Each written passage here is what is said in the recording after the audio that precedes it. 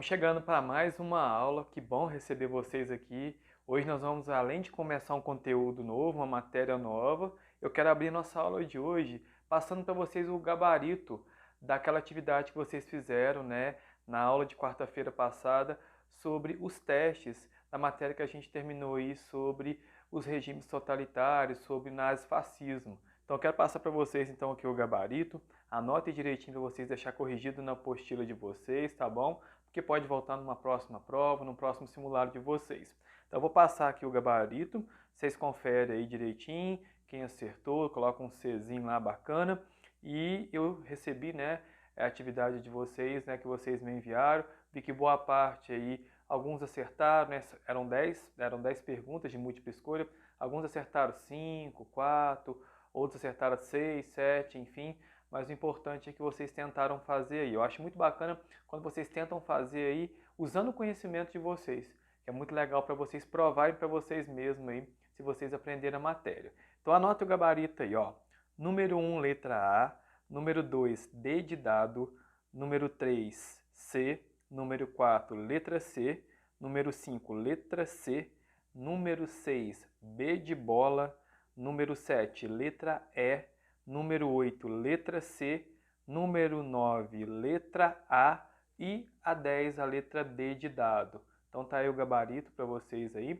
Corrija, tá, na apostila de vocês aí, para que possa deixar tudo certinho então aí na matéria que a gente estudou aí sobre o nazifascismo aí semana passada, sobre os regimes totalitários. Hoje, como eu falei para vocês, nós vamos começar um conteúdo novo, que é sobre a crise da República Oligárquica.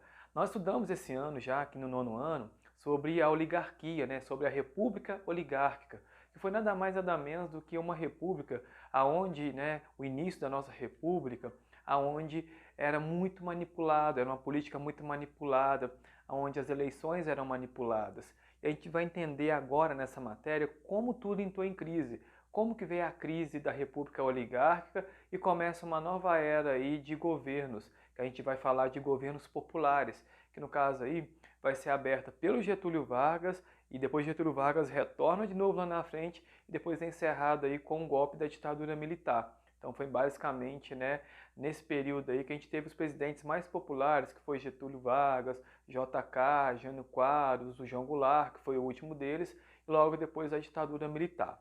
Mas por hoje, então, a gente vai entender como aconteceu então essa crise da oligarquia. Por que entrou em crise? Alguma coisa de errado aconteceu. Toda crise que se preze, alguma coisa de errado está acontecendo. Então a gente vai entender então na nossa matéria hoje como tudo começou na questão da crise aí. Então vamos lá, vamos relembrar então o que a gente estudou sobre a oligarquia aqui no Brasil. Lembrando que a política era muito manipulada, igual eu falei com vocês, né? Não tinha aquela questão de liberdade de expressão, não. Era uma política chamada política do café com leite, né? O que seria a política do café com leite? No qual de 4 em 4 anos, São Paulo e Minas Gerais se uniram, fizeram uma aliança e eles indicavam um candidato para disputar a presidência da República. E sempre ganhava, porque São Paulo e Minas Gerais tinham o maior número de eleitores e tinham também questão financeira que ajudavam muito. São Paulo produzia muito café e Minas Gerais produzia muito leite, por isso chamado então política do café com leite.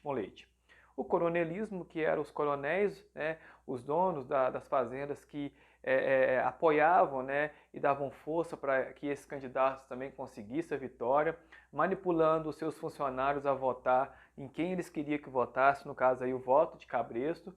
Isso chamava então uma oligarquia, que é o conjunto da política do café com leite, coronelismo, voto de cabresto, enfim. Então deu para dar uma recordada como tudo aconteceu. E a oligarquia, no caso a República Oligárquica, ela veio terminar perante uma revolução, chamada Revolução de 1930, no qual nós vamos aprender nessa matéria, então, o motivo e por que aconteceu, então, a Revolução de 1930. Vamos continuar, então. Ó, disputas políticas entre São Paulo e Minas Gerais. Por que disputas políticas? Era um tratado que Minas Gerais e São Paulo fizeram, né, de 4 em 4 anos, indicava, enfim. Mas vai chegar um ponto que vai ocorrer uma crise, justamente por causa até talvez da crise de 29 também que veio acarretar, que a crise de 29 afetou todo mundo, inclusive aqui no Brasil. Porque a crise de 29 fez com que nenhum país comprasse nenhum do outro, né? todo mundo estava mesmo que reduzindo essa questão de compras de outros territórios. E como o Brasil era muito exportador de café, exportava muito café para outros territórios, o café ficou meio estocado aqui no Brasil. E São Paulo era o grande produtor de café, estava lá na política do café com leite, e isso também ocasionou então essa crise entre Minas Gerais e São Paulo, que vocês vão entender daqui a pouquinho também. Olha lá. Contestações contra a República. Vocês vão perceber que muitas contestações vieram a acontecer contra aquela forma da República, que não era uma República muito certa, né? Porque às vezes a gente tem mania de comparar hoje. Hoje em dia tem muito político corrupto, político que não está nem aí, só está querendo fazer coisa errada, né? Corrupção, enfim. Mas se a gente for analisar, é histórico, né? Desde esse início aqui de República, que já começou aí totalmente torta, né? Com falcatruas, com manipulação de eleição, e que não era o certo quando a gente fala em democracia. Democracia, você tem a liberdade de opinar, mas não era o que a gente viu aqui, né, no início da nossa república, não, tá bom? Essa foto representa muito, né, o que era a oligarquia na época, né? Lá, tá lá São Paulo e Minas Gerais em cima, e os outros demais estados e demais amigos, parceiros embaixo. Então essa foto representa direitinho, né, essa imagem representa direitinho como que era a política na época. Então vamos lá, ó. Crise da década de 1920 e a reação republicana. Então tudo começa nos anos de 1920, tá? Mas os anos de 1920, de 20 até 1930, foi bem badalado, foi bem assim na questão econômica, na questão cultural e social, foi bem badalado. Vamos entender o que aconteceu então nessa década de 20 aí. Teve a crise política, né? Teve a questão do Brasil rural, na questão da agricultura, na questão da plantação que se destacou muito também, e também novos grupos sociais que surgiu nessa época aí. Teve o crescimento da indústria também na década de 1920, tá bom? Que foi muito grandioso para o Brasil na questão econômica, foi muito favorável. Teve a insatisfação do operariado, aquele que estava trabalhando na indústria, na fábrica, que não estava tendo muito destaque. Então teve essa questão da insatisfação aí por parte de vários operários também, tá? E com isso, né, surgiu também vários sindicatos durante essa década também, por causa dessa insatisfação desse operariado, que começou a fazer greve, manifestação contra o dono da indústria, formando então os sindicatos. Percebe-se que o início da década de 1920 foi meio badalado e meio turbulento, né? Greve, manifestação, mesmo tempo que estava a economia já girando com as novas indústrias, né? Então foi meio que bem badalado aí. E com isso foi fundado dois partidos na década de 1920, o PCB e o BOC. O que seria o PCB? É o Partido Comunista Brasileiro, e o BOC, o Bloco Operário e Camponês. Ambos os dois partidos aqui visavam mais quem? A classe pobre, a classe trabalhadora, coisa que não estava acontecendo na nossa política da oligarquia, né? Onde a política do café com leite favorecia praticamente esses dois estados, né? Aqui no Brasil, Minas Gerais e São Paulo, e os outros territórios estavam afastados, né?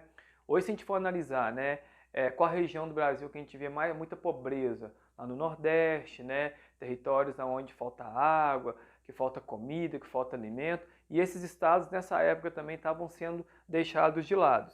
Então surgiu esses dois partidos políticos aqui que começou a dar mais força e mais ênfase para talvez acabar então com a questão da política do café com leite, ok? Vamos lá, reação republicana.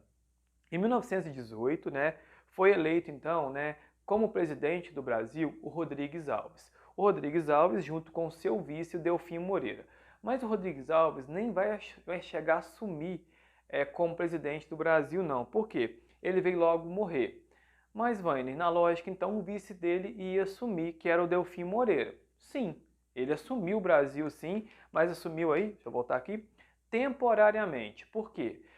A legislação do Brasil fala que quando o presidente foi eleito, né, ele foi eleito, para o vice dele entrar no seu lugar, ele tem que estar governando aí aproximadamente 2 anos. Aí sim o vice pode estar entrando no lugar dele.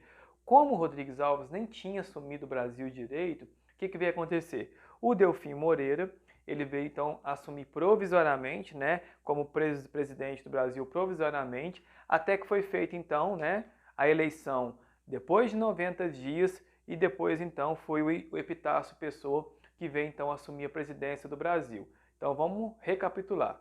1918, Rodrigues Alves foi eleito, o vice dele, né, o Delfim Moreira, assumiu provisoriamente, que não tinha 2 anos que ele poderia estar assumindo como presidente, se tivesse ele poderia estar entrando no lugar, e depois então, 90 dias depois, uma nova eleição, indicando então o Epitácio Pessoa como um novo presidente do Brasil. Esse é o Epitácio Pessoa.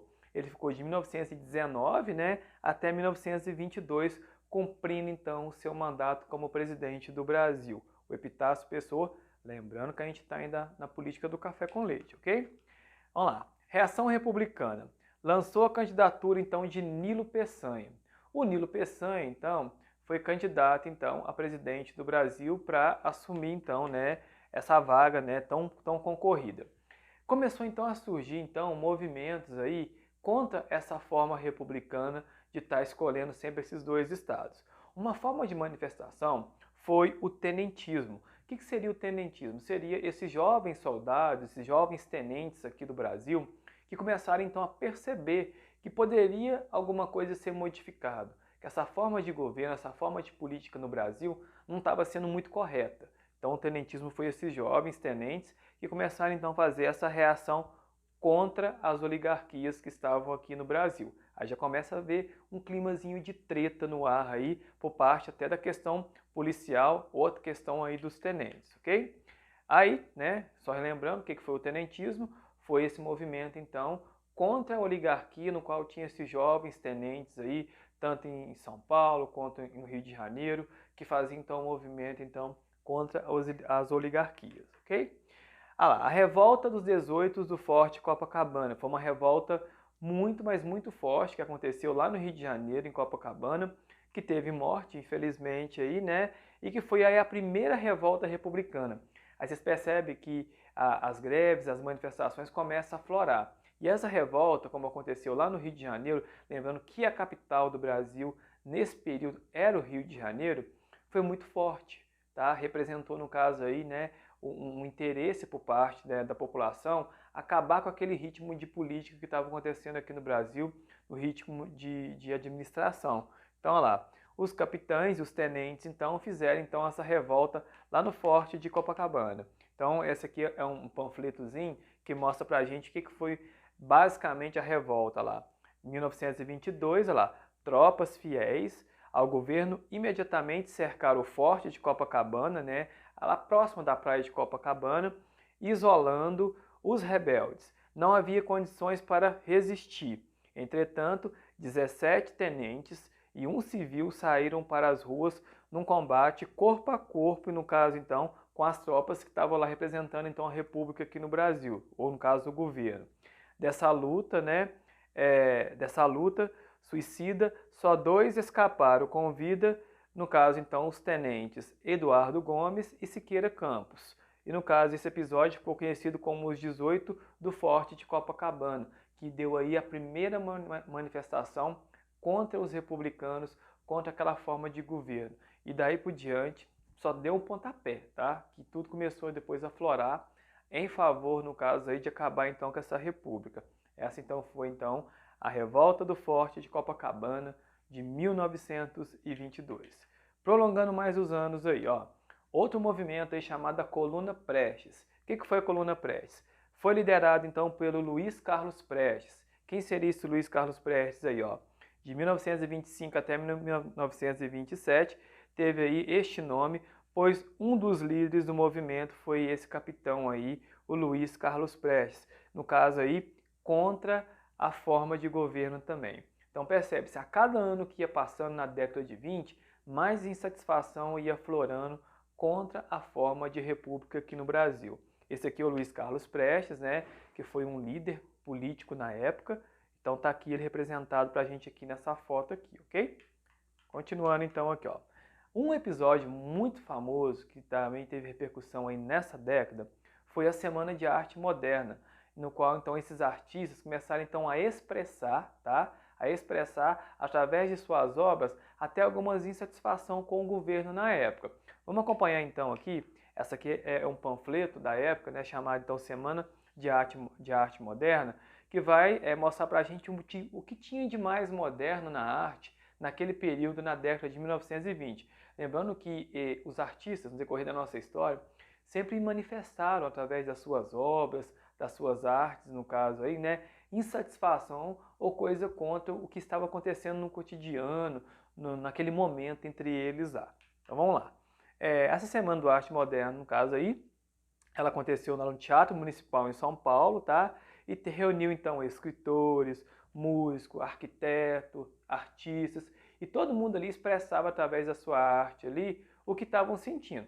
Tinha arte lá sem ser através de manifestação? Tinha sim, tá? Mas a boa parte delas aí expressava alguma coisa de errado. Vou mostrar alguns exemplos para vocês aqui, ó. Por exemplo, ó, a Tarsila do Amaral foi uma artista na época lá, e essa obra dela ficou muito famosa, né? No qual ela reúne aí os rostos brasileiros ali, né? Aquelas pessoas que realmente estavam precisando de destaque, tem até uma indústria no fundo lá, que é o rosto do operariado, do trabalhador, daquele que levanta cedo, que vai batalhar em busca, né, do pão de cada dia, que depois chega em casa tarde, dorme, depois no outro dia começa tudo de novo. Então ela representou muito nessa obra aqui o rosto do povo brasileiro, logo no fundo ali aquela indústria que representa então o trabalhador, tá bom?